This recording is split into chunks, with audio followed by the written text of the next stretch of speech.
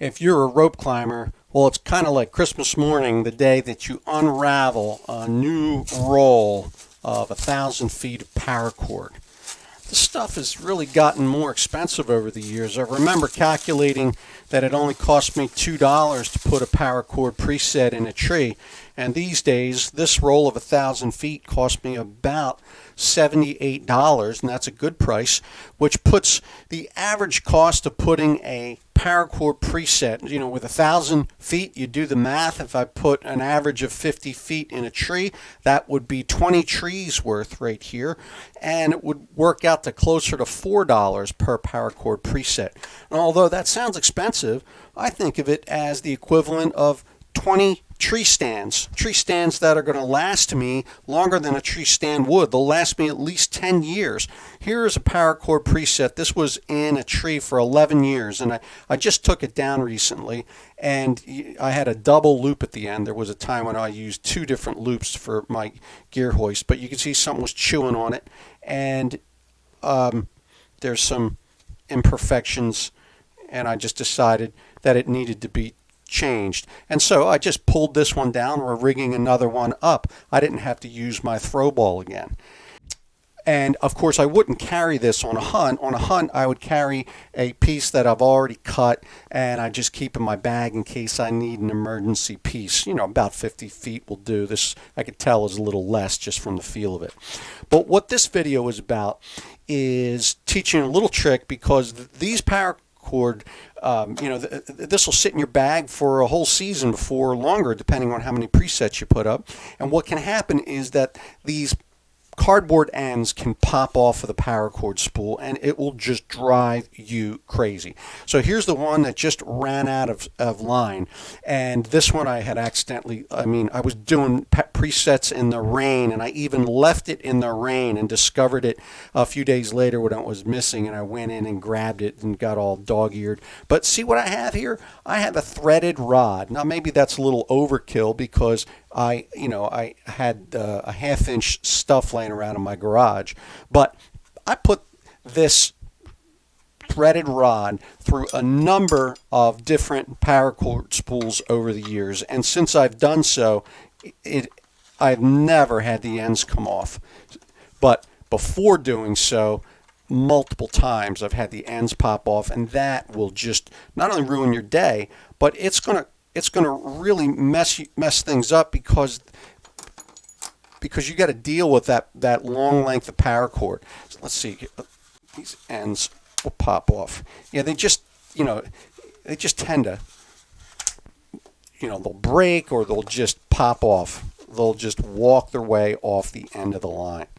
And so trust me, it happens, and you don't want to have that happen to you. And so it's a simple matter. This is really, I think, 9 inches of threaded rod. Again, I don't think you need anything quite this heavy duty, but you will want a big washer on the end to ensure that it captures the plastic spool.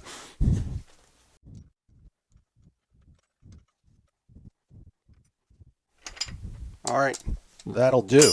That'll last me a long time.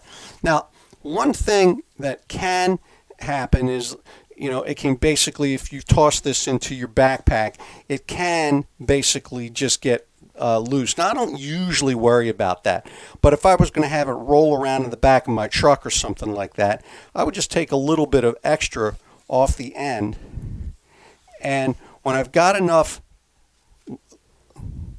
like about this much left, what I would do is I would tie like a granny knot here, using a loop on one side and the end on the other.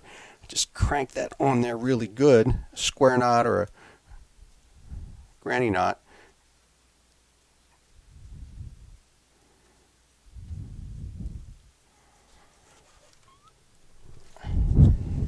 Now it can spin, but it'll generally be manageable. And of course, when you get to the tree, there you go.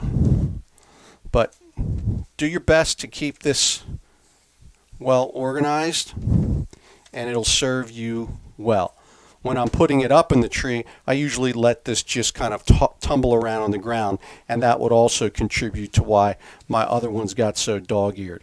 I'm trying out some new spools. Usually when you get the smaller lengths, like 300 feet, I think this is 350, typically they don't come with a spool at all. They're just on a tiny little piece of cardboard. But I am experimenting with this, and I'll let you know how I like it.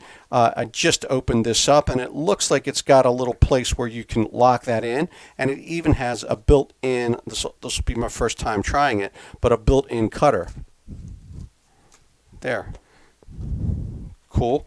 And I always like to put an overhand knot on the ends because otherwise the sheath tends to retract, and that's just a small example, but they'll get pretty ugly, and so it's always good to put an overhand knot on the end of these.